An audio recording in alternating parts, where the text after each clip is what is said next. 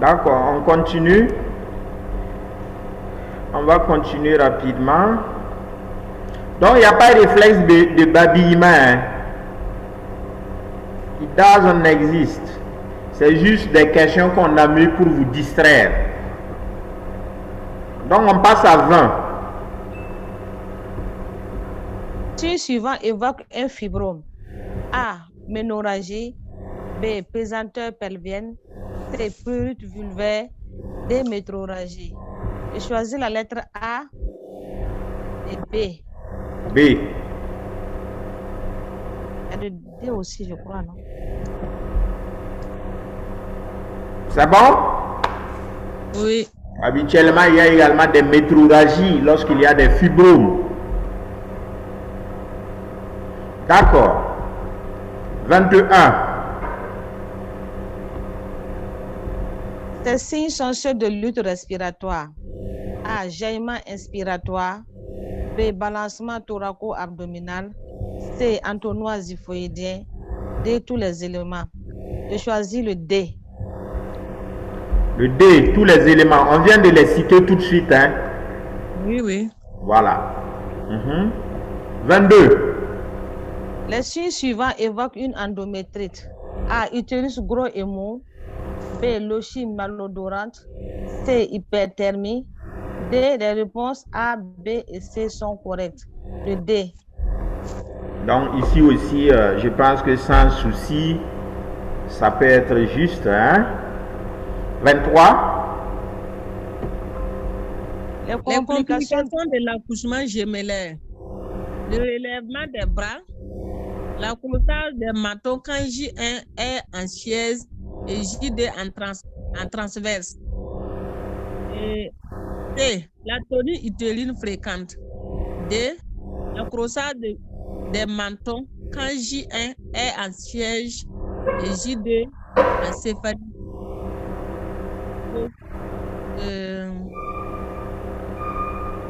Choisis la lettre D. D seulement.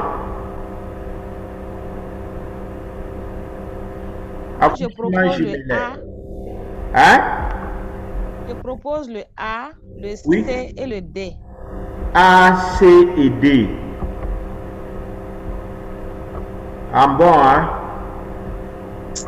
Ça, c'est bon Kungu. Non, c'est pas bon Kungu. Hein? J'ai choisi la lettre D là. C'est pas Fadnam. Pas Fadnam qui a ajouté le A là. Oui, et le C. Comment se fait le relèvement des bras dans l'accouchement gémellaire là? Le relèvement des bras là, c'est habituellement dans l'accouchement du siège. Oui, oui. Dans l'accouchement gémellaire, c'est l'atonie utérine qui est fréquente du fait de la surdistension utérine. Voilà, mais il y a également lorsque J1 est en siège et J2 est en céphalique, on peut avoir un accrochage des mentons. Donc les risques là, c'est les deux dernières propositions. Okay. J'ai mis le A parce que je me suis dit que s'il y a un siège, il peut avoir risque de relèvement des bras. Non, mais c'est que dans ce cas-là, lui, il ne pourra pas relever ses bras puisqu'il y a les J2 là qui est au-dessus et qui les bloquent.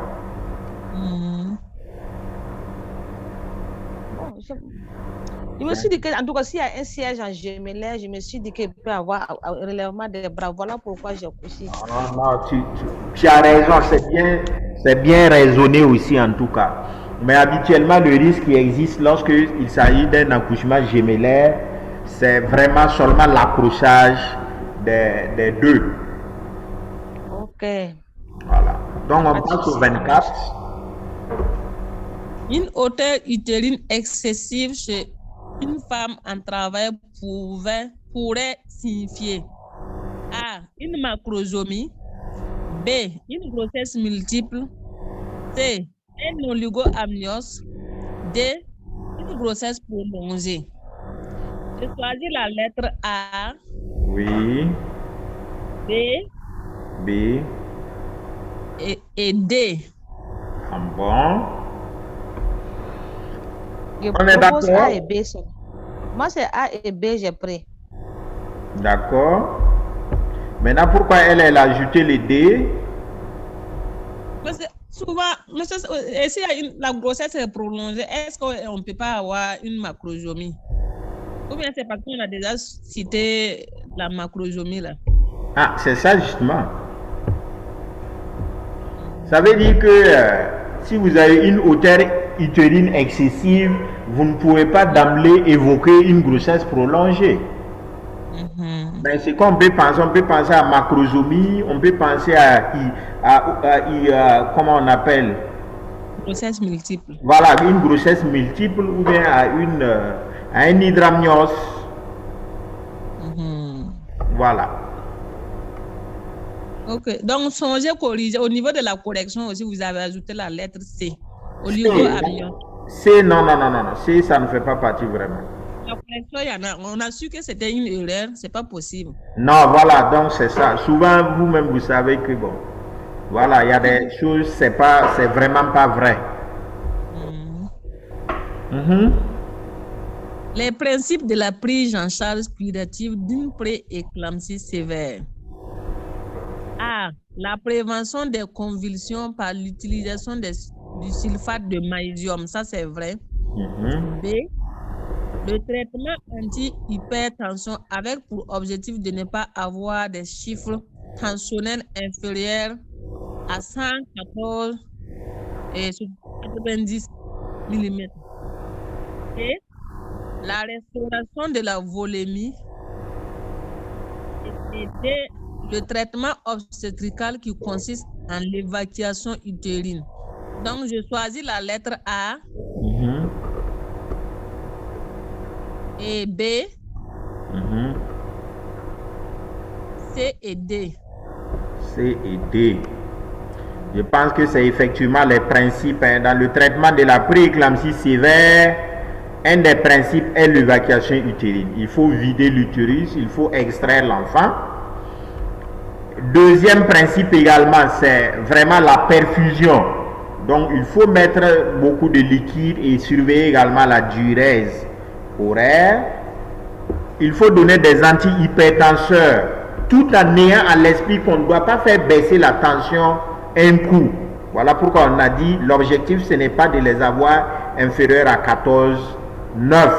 Donc on abaisse quand même la tension artérielle progressivement. Et l'autre principe là, c'est vraiment l'utilisation du sulfate de magnésium pour prévenir les convulsions ou pour traiter les convulsions. Donc, toutes les 4 propositions là sont effectivement de bonnes réponses par rapport à ce qui est, en tout cas, des principes de du traitement de la prééclampsie sévère ou de l'éclampsie. 26. Type de procédance du cordon. A. Premier degré intravertical ou utérin. B. Deuxième degré intravaginal. C. Troisième degré extravulvaire. D. Tous les éléments. D. Donc, D. Tous les éléments. Effectivement, c'est la classification des procédances du cordon au cours du travail. Lorsqu'il est hors de la vulve, c'est 3e degré. Lorsqu'il est encore dans le vagin, c'est le 2e degré. Et lorsqu'il est au niveau du col, c'est le 1er degré. D'accord. 27, on parle des signes de gravité de la détresse respiratoire qu'on a vu tantôt. Le score de Silverman. On peut aller. Les éléments suivants sont des signes de gravité de la détresse respiratoire du nouveau-né. A. Score de Silverman est supérieur ou égal à 3. B. Signe de lutte avec stigmate d'épuisement. C. Trouble hémodynamique. D. Trouble neurologique.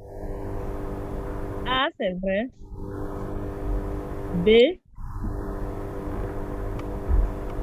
Et D, parce qu'on ne peut pas avoir trouble hémodynamique.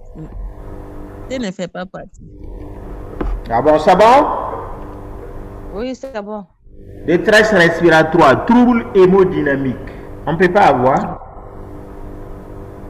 Non. Le trouble hémodynamique, là, c'est quoi? Trouble hémodynamique, c'est quoi? Souvent, quand il y a des saignements, lors des saignements, on peut parler de troubles hémodynamiques. Ah, d'accord. C'est le sang. Quand on parle d'hémo, là, c'est déjà le sang. Ah, d'accord. Oui. Non, c'était juste pour vérifier, quoi. Ah, ok. On a eu peur. Le score de Silverman est interprété comme suite. A, score de Silverman égale à 0. La respiration est normale. Ça, c'est vrai. B, 1 à 2. Détresse respiratoire minime. Ça aussi, c'est vrai. C, inférieur ou égal à 5. Détresse respiratoire sévère. Vrai. Donc, on choisit la lettre D. D'accord. Donc, ici, effectivement, tous les éléments sont vrais. Et habituellement, c'est un peu comme ça qu'on interprète le score de Silverman. Très bien. On passe à 19, à 29 du moins.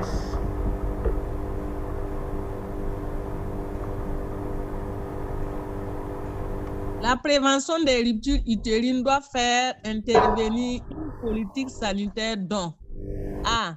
Rapprocher les infrastructures auprès de la communauté. Formation du personnel qualifié. C. Promotion du planning familial. D. Le développement des infrastructures routières et de la communication. Je choisis la lettre A, oui. B, B. C et D.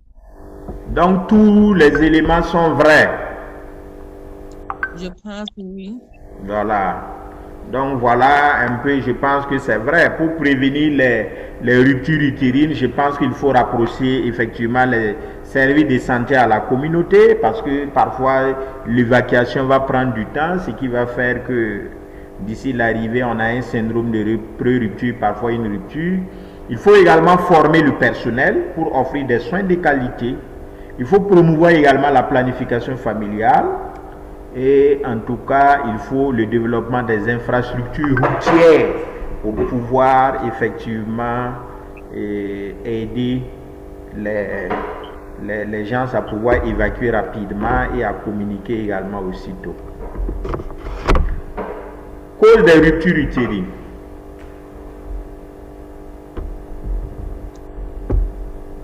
Vous avez trop monté. Ah, il y a un avant. Ok, très bien. Cause maternelle, ok. A. Altération du muscle utérin. B. Adhérence anormale du placenta. C. Le diabète. D. Le condylome. J'ai choisi la lettre A. Oui. C'est bon. Qui ajoute quelque chose?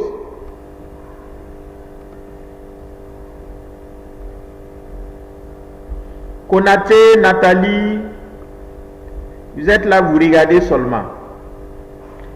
Mais on peut ajouter également les adhérences anormales du placenta. Si on a affaire à un placenta accreta ou percreta, si vous ne faites pas attention, habituellement, ça va être, ça peut effectivement entraîner. Bon, mais on a dit maternelle, hein, donc on va l'enlever. Donc, cause maternelle. On en a avoir peur Moi, je n'avais pas regardé maternelle. Donc, c'est bon. On prend 31. 31, c'est des causes fœtales. A. Excès de volume fœtal. B. Utilisation incontrôlée d'oxytocine. Présentation vicieuse. Tous les éléments cités. Bon. Moi, j'ai choisi la lettre A. A. Et C. C. Voilà. Donc, ici aussi, c'est pour troubler. Hein. Sinon, il y a utilisation incontrôlée des ocytociques, mais on a bien dit cause fœtale. Donc, c'est comme la question qui est en haut là. Si vous ne faites pas attention, on va sauter jumped et puis après, on va sortir dire c'est bongal, alors que c'est pas bongal. Monsieur Ouedraogo, ici aussi, au niveau de la correction, là, Hein? vous avez coché B Oui. et C. C'est ça que je dis là. Souvent, c'est nous-mêmes, on a fait les questions. Mais en lisant là, tu ne lis pas ça. Donc, tu coches seulement et puis on y va. Donc, c'est ça qui explique effectivement que, bon, il y a des erreurs. Si on avait eu beaucoup de temps pour s'asseoir, regarder après, avant d'envoyer, ça allait éviter tout ça. Mais je sais que vous, voilà, vous identifiez effectivement les fautes. Je pense qu'on va en tenir compte, on va les corriger. Les signes de Bandolf-Frommel.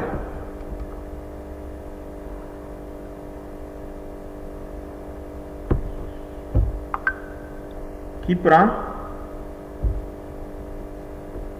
Aujourd'hui, là, les gens là, ne veulent pas lire. Bon, mais vas-y donc. Les signes de Bandolf-Frommel. Les gens sont préoccupés à classer le boileau. A. L'élongation du segment inférieur. Mhm. B. C'est la rupture utérine. C. C'est l'augmentation du volume utérin. D. Aucun élément juste. Je choisis la lettre A. Ah, effectivement, le syndrome de Bandolf-Frommel, c'est dans le cas des syndromes de pré-rupture et l'utérus est étiré. Hein, et généralement, on parle de syndrome de Bandolf-Frommel.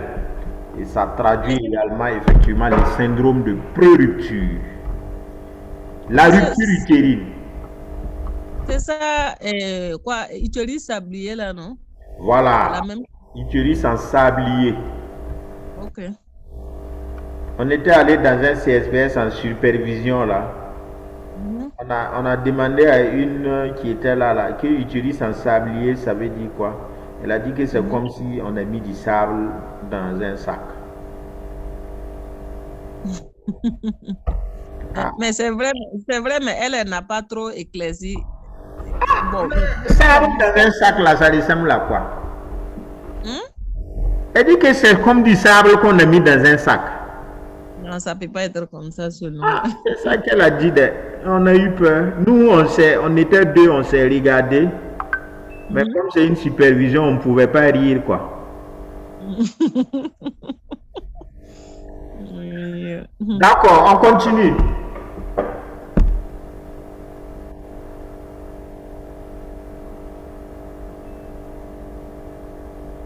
On continue. 33. Oui. Et on dit la rupture utérine est une solution de continuité chirurgicale de l'utérus. B est une solution de continuité non chirurgicale de l'utérus. C est une déchirure haute du col. D, tous les éléments sont faux. Moi, j'ai pris les B. Les D. Une solution non chirurgicale de l'utérus. C'est pas là-bas. Ok. On est d'accord, hein? Oui. D'accord. 34. 34. La prévention de l'HRP repose sur A.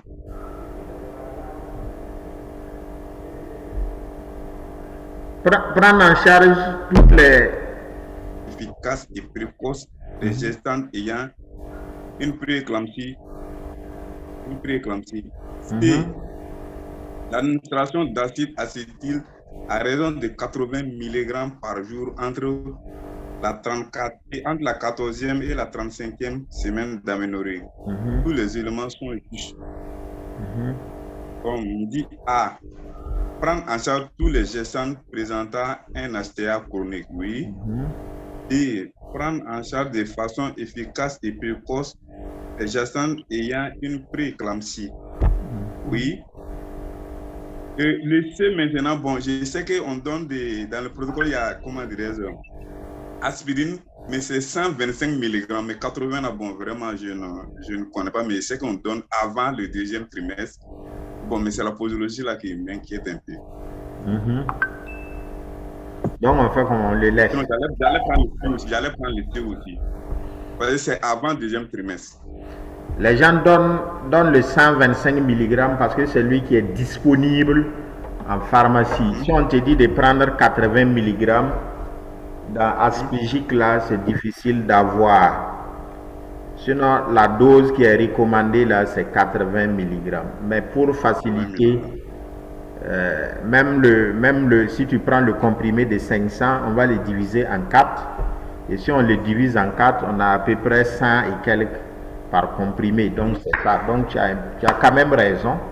Habituellement, on donne soit Aspigic 100, soit on dit de donner 125 mg tout en divisant le comprimé par 4. Donc, on peut prendre effectivement les D qui prend en compte tous les éléments. Donc, tout ce qu'on a cité ici, là, l'aspirine, le traitement de la prééclampsie, la prise en charge de l'hypertension artérielle avant la grossesse, ça peut permettre effectivement de prévenir l'HRP au cours de la grossesse. Donc, c'est juste, c'est vrai, merci Konaté, on peut continuer.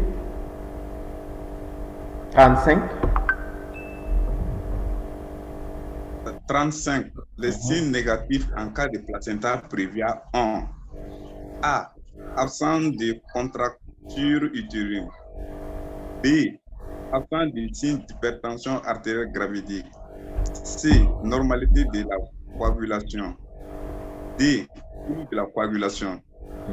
On dit les signes négatifs en cas de placenta prévia ont.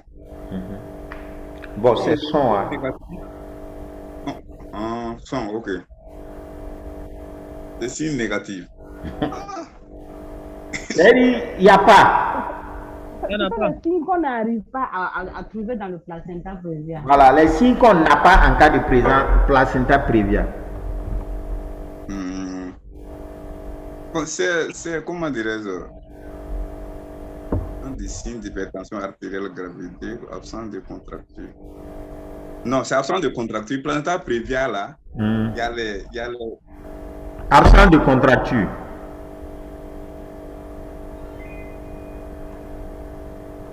Ou bien? La question là, bon. Oui, il n'y a pas de contracture. Konaté. Il y a la contraction. Placenta prévia, il y a contraction. Non. Contraction et contracture. Bon, d'accord. Absence d'hypertension. Oui. La coagulation, il n'y a pas de trouble de la coagulation. Il n'y a pas de trouble de coagulation. La normalité de la coagulation. Mais il y a des cas, il y a des troubles de coagulation aussi. De PP là. Oui. Non. Bon, ça c'est vraiment à un stade avancé. S'il y a trop de saignement, c'est clair qu'elle va perdre les facteurs de coagulation. Mais d'emblée, de prime abord, il n'y a pas de trouble de la coagulation. Mais il n'y a pas de problème d'hypertension aussi. En cas de placenta prévia? En cas de placenta prévia, là. Hein? Il y a des problèmes de tension? Non. C'est en cas d'HRP. En cas d'HRP, quand on a des problèmes... Oui, mais on a dit que c'est un signe négatif. Il y en a absence d'hypertension, oui. Ok, oui. Donc, trouble de la coagulation aussi. Voilà, il n'y a pas de trouble de la coagulation habituellement. Donc ici, c'est juste pour jouer sur la consigne, pour vous amener souvent aussi à, comme chaque fois j'ai dit, il faut lire la consigne. Vous voyez que quand on fait la correction, là, moi-même parfois je fais la consigne, mais après quand je m'assois pour faire les réponses, je ne regarde plus bien la consigne et je coche également et puis c'est faux. Oui. Donc il faut qu'on se rappelle chaque fois regarder la consigne. D'accord. 36. 36. Les éléments suivants sont le but du traitement de la GU. A. Éviter le décès de la patiente. B. Supprimer la GU. C. Préserver la fertilité ultérieure. D. Limiter les risques de récidive. De plus, les A. Éviter le décès de la patiente. B. Supprimer la GU. C. Préserver la fertilité ultérieure. Bon, le D là, je ne sais pas comment. Il n'y a pas le D dedans, je n'ai pas pris ça. Pourtant, il y a le D. Il y en a. Limiter les risques de récidive. Oui, parce que dans le traitement de la GU, là, habituellement, quand tu écoutes ou bien quand tu regardes même dans la littérature, on dit habituellement que la GU appelle la GU. Hein, ça peut dire que les récidives là sont également fréquentes. Et également, comment je vais dire, dans le traitement également de la GU, si le traitement n'est pas bien fait, parce que habituellement dans notre contexte là, on fait la salpingectomie. Et normalement, il faut couper la trompe à la base. Sinon, s'il y a un moyon de la trompe qui reste, le moyon là peut toujours porter une grossesse. Donc, le traitement là doit être bien fait pour éviter également une grossesse extra-utérine du côté atteint. Okay. Et l'autre aussi, c'est également profiter également voir si la trompe contrôle-latérale là est correcte pour d'ores et déjà la traiter, sinon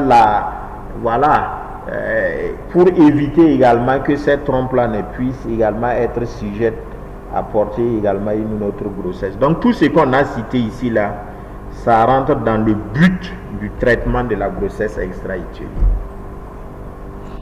Okay. En cas de grossesse extra-utérine, on parle souvent du syndrome de Patel.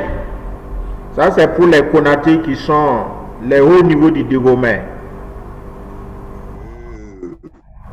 Ok, syndrome de Patel. A. C'est une grossesse sur un moyen de trompe. B. C'est une grossesse extra-utérine abdominale. Et C. C'est une GI sur la trompe normale. D. Aucune réponse juste. Et moi, j'ai pris le A.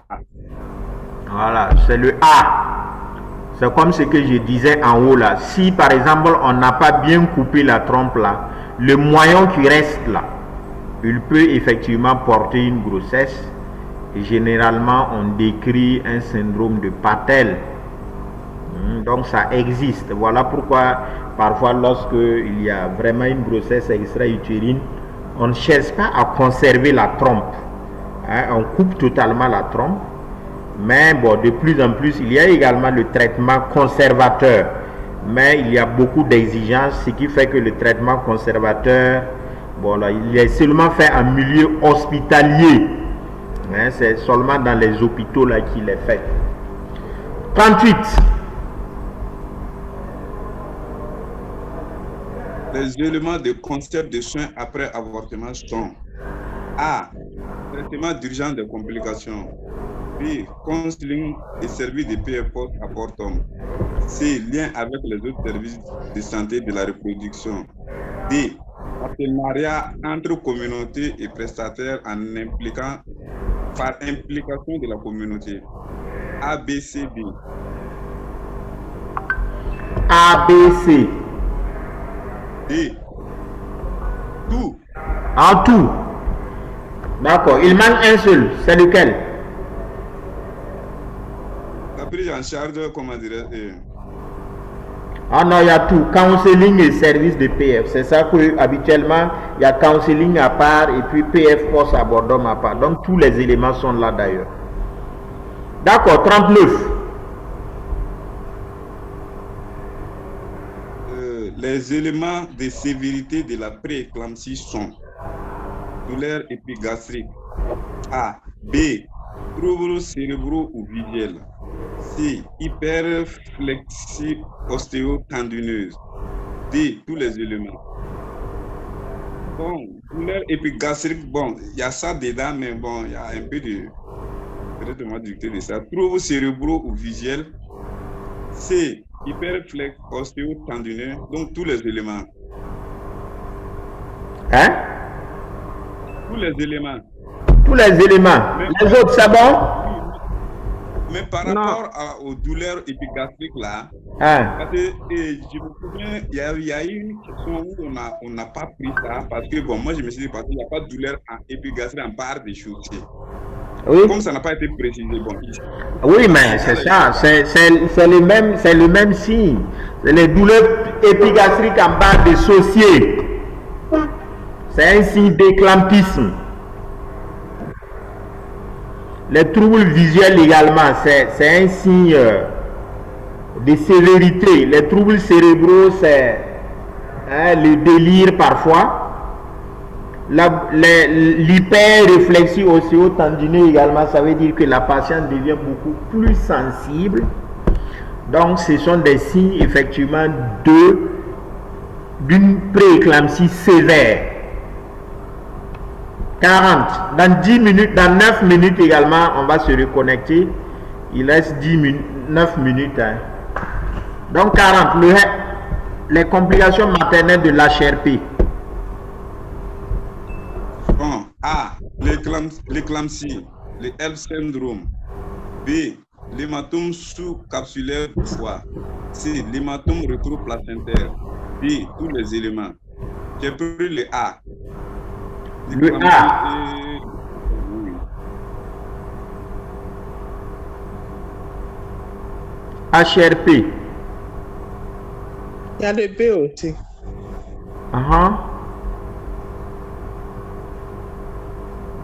Donc il y a les C aussi. Ah, comme c'est hématome rétroplacentaire. Oui, effectivement, il y a l'éclampsie, il y a le HELLP syndrome. On devait l'amener derrière. Hein. Voilà. Le A, c'est juste, le B, c'est juste. Donc, quand même, on ne va pas dire que l'HRP se complique de HRP. Voilà. Donc, c'est effectivement les deux réponses, A et B. Okay. 41.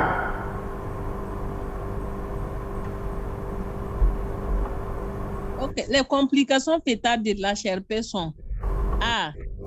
Le retard de croissance intra-utérin. B. La prématurité. C. La mort fétale. D. Tous les éléments. Vous choisissez la lettre D. D. Ici, c'est sans embâche. Hein. Effectivement, tout ceci, ce sont des complications de l'HRP.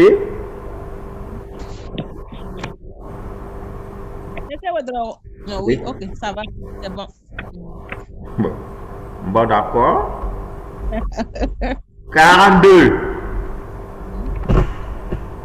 On va aller rapidement hein, parce que ici, les autres même n'ont pas pu commencer. Il y a une coupure de courant. Je ne sais pas ça va venir quand je suis assis dans le noir. Ma machine aussi, bon, je suis à 50%. Mon téléphone est à 14%. Donc, allons-y. La plupart des accidents de la délivrance sont produits et surtout aggravés par des erreurs de technique, par des insuffisants de surveillance ou le retard à utiliser des thérapeutiques efficaces. D. Tous les éléments. Et choisissez la lettre D. Voilà, effectivement, habituellement, c'est ce qu'on dit. Hein. Les accidents de la délivrance, généralement, c'est des erreurs de technique. Après, également, c'est la surveillance qui n'est pas bien suivie. Ou bien, parfois, on a eu peur vraiment d'appliquer un traitement correct. Genre, si on prend la révision utérine, il y en a qui... Bon, on va juste mettre les doigts dans les vagins, évacuer, et puis voilà. Donc, parfois, c'est la peur d'utiliser une stratégie efficace de traitement. Devant un placenta... Grade 2. Grade 2. Devant un placenta grade 2. Bon, en fait, c'était un HRP grade 2, mais la question est incomplète, donc c'est clair que ça va tromper les gens. Sinon, placenta grade 2, bon, peut-être c'est le degré de maturité. Alors qu'on ne voulait pas parler du degré de maternité, mais maturité, mais ici, là, c'était un HRP grade 2. HRP grade 2, qu'est-ce qu'il faut faire? Allez-y. A. Faire une césarienne. B. Rompre les membranes et observer pendant 1 heure. C. Administrer des antispasmodiques. D. Aucun élément juste. Je choisis la lettre A. Voilà, donc effectivement, Si on a un HRP grade 2, parce que grade 2 là c'est un HRP où il y a tous les signes et l'enfant est vivant. Donc généralement on n'attend pas, on fait immédiatement la césarienne. Les éléments suivants sont des complications de l'HRP. Ah, état de choc. Trauma. Oui. Menaçant. Ok. J'arrive. Hein? Pourquoi aller? Ok. A. État de choc menaçant le pronostic vital. B. Trouble de la coagulation. C. Insuffisance rénale avec anurie. D. Tous les éléments. Il faut choisir. On va attendre M. Ouedraogo d'abord. On va attendre M. Ouedraogo. Il faut choisir. Il faut donner ta réponse. On peut passer ensemble.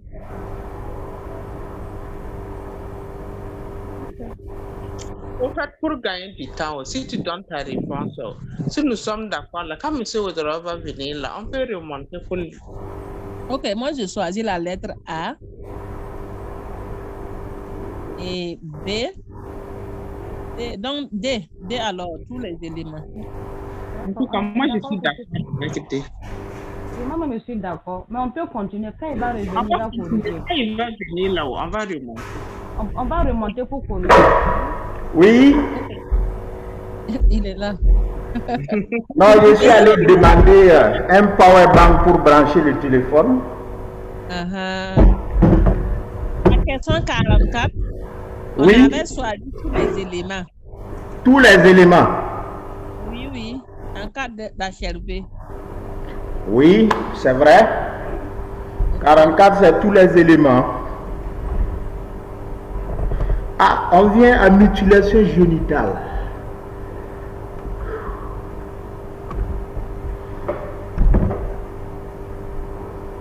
Mutilation génitale. Allez-y, madame, allez-y.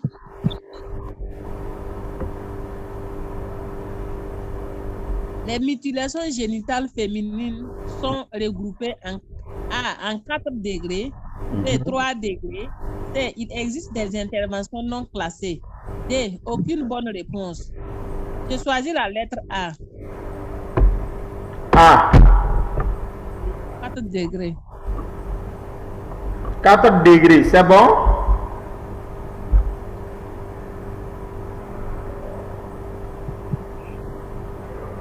Vous pouvez nous expliquer un peu? Hein? Et vous pouvez nous expliquer un peu? Expliquez quoi? Les 4 degrés là. Ah, d'accord. Donc, elle dit, celle qui a dit qu'il y a 4 degrés là, que d'expliquer. Oui, le premier degré concerne les clitoris seulement. Oui. Deuxième degré, les petites lèvres. Troisième degré, les petites lèvres plus les grandes lèvres.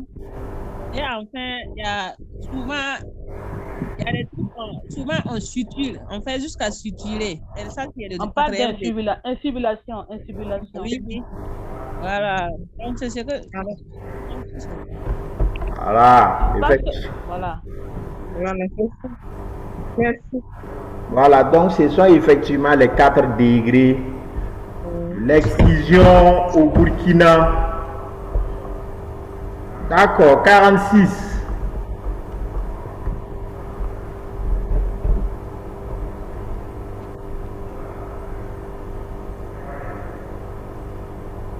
Mhm. 46, en cas de paludisme grave, on peut être amené à corriger l'hypoglycémie. Oui. B, corriger les troubles électrolytes. Bon. Oui, là-bas aussi, je suis d'accord. C'est transfuser dans tous les éléments. B. Donc tous les éléments. Je pense que c'est juste, hein, en cas de paludisme grave, on peut être amené à transfuser. On peut prescrire également, parce que si on fait ionogramme, on peut voir un trouble. Et parfois, on est obligé de corriger une hypoglycémie. D'accord. C'est dans 1 minute que ça va se couper. Mutilation génitale encore.